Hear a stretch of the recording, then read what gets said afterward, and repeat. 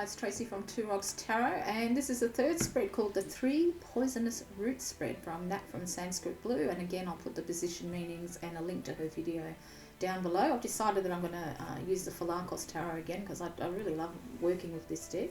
So it's only 3 positions in this one, so it's not going to be an overly long video. I'm just going to give this cards a little bit of a shuffle because I'm just doing, I've just done her previous spread. So make sure they're all shuffled up. So the first one is Raga, greed or sensual attachment. What is the primary way in which greed or sensual attachment arises for me?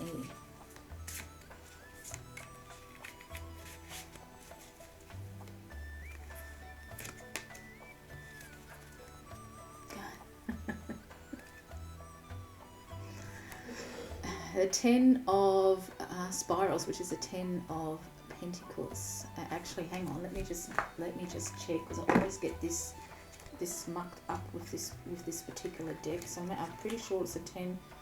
Yeah, it is. I was right. Okay.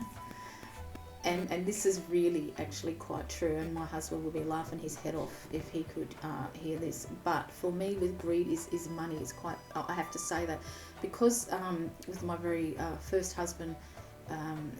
We were really poor, like, I mean, you know, church mice had more than what we had, and never had any money whatsoever. And growing up, my mother always had this we can't afford it mind attitude sort of thing, which took me a long time to not think like that. And of course now, you know, with my second husband, you know, we're all right. You know, we're not poor, we're not rich, we're just doing okay. But when I was reading the tarot professionally, because I've stopped while I'm sick, I won't do that until I'm well. Any of my tarot money that would come in, I would spend it, and Aaron would say, you know, why is it that your money is yours but my money is ours, sort of thing? And you don't have no trouble spending my sort of money, so this makes absolutely perfect sense. He said, you know, have you ever thought about giving me the money so we can, you know, use it to spend the bills or do something on the household? But you know, here's me, I'd go and buy some crystals or new tarot decks or something like that. So this makes absolutely perfect sense, is that I need to not be so attached to any money that I actually earn through my tarot readings, and to actually share it with my husband. And so that it's nothing like the cards to tell you out. And I admit it, I am like that. I find it really hard to let go of money because I've never had it. And even though now that I do have it, I still find it hard to let it go. I mean, you know, if I want to buy a tarot deck, he'll buy it for me. He's brought me my last 3 or 4 actually since I've stopped working. So, you know, there's no problem. But yeah, for me it is. I need to be able to be more generous with my money. So when I do earn some money, is actually give it to him if he needs it. So that makes perfect sense. Submission 2 is, I think, Dvesha. I think the D is silent. Hatred or aversion. What is the primary sort of hatred and aversion for me? I'll do that come up right away. 4 of Cups. That's an interesting card to have, isn't it? You would think it would be boredom, but I very rarely get bored. Very rarely get bored. But I think I don't. I'm very attracted to the rainbow. Every time a rainbow comes up, I know it's spirit trying to talk to me. And I think what this card means for me is that I actually don't work spiritually enough. So, but funny enough, the past 3 days I've actually been, you know, I've changed my altar around. I've decided to work with a deity that I've worked with over 20 years ago. She's been calling me again. I've decided to work with her again, and I think that's what it is I've got a lot of time on my hands, but it's not spent wisely. Sometimes I'll just mindlessly play the PlayStation all day long, or read all day, but I don't actually do any spiritual work. But I've really been called to working spiritually since I've been sick as well. Of course, you know, you do tend to turn to your spirituality most when you are facing a life-threatening illness. It's just natural.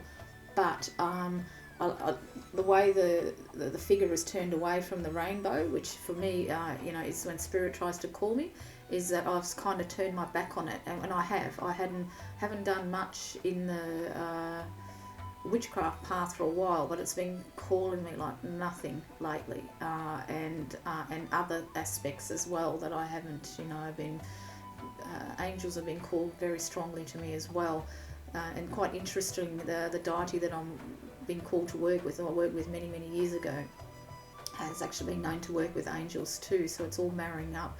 So yeah, that was the aversion, is that I sort of turned my back on my spirituality because I was enjoying being, married again, being with my husband. I really enjoy his company. We love being together, and I kind of turned my back on it a bit, and I need to turn around and face it and do some deeper work, as the turtles are implying, and it's exactly what I've been doing. These last few 3-4 days this week. I've been doing it more because I've been feeling a little bit better. I mean, once I have my chemo, I really can't do anything. It's because it's a really tough one, this one. So I'm just over probably about 8 days I'm out of it. I'm just sleeping a lot and doing sweet FA, to be honest. So, but that's exactly true. And then the third position is, I think it's Moha, delusion or confusion. How are delusion or confusion most likely to manifest in my mind or perception of situations? Self, other, whatever. Oh, that one come right up. Interesting card, hey? Interesting card. I just want to look at it for a minute. So how are delusion or confusion most likely to manifest in my mind or perception? The Devil. This is one of my favourite Devil cards because I think it highlights mental illness like nothing before. But I'm also really drawn more to the Peacock. The Peacock has got great spiritual meaning as well. And funny enough, Evie sent me, when she found out I was sick, she sent me a beautiful candle, which you can probably see just in the cabinet behind me, right there. It's a little teacup. It's actually got a peacock on it. It's beautiful. And she sent me that. But this is a delusion or confusion. Now, of course, when you have a mental illness, you do get confused. And I'm very, very surprised, having what I've got, that I haven't lapsed into depression. I haven't lapsed into it whatsoever. I have a couple of down days, but I can't say it's depressed. It's nothing at all. So, but that is how it used to. I manifest in my mind, through depression, but I'm not letting it get to me.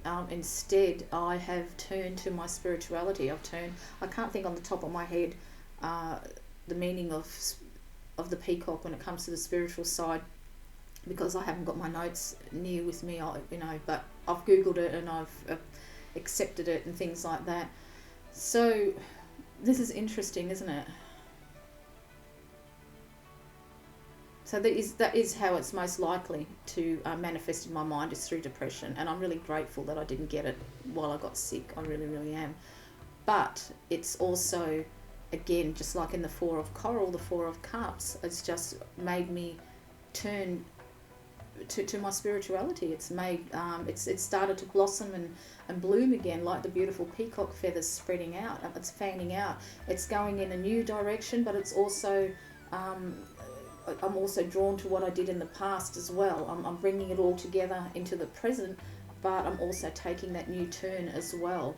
As long as I don't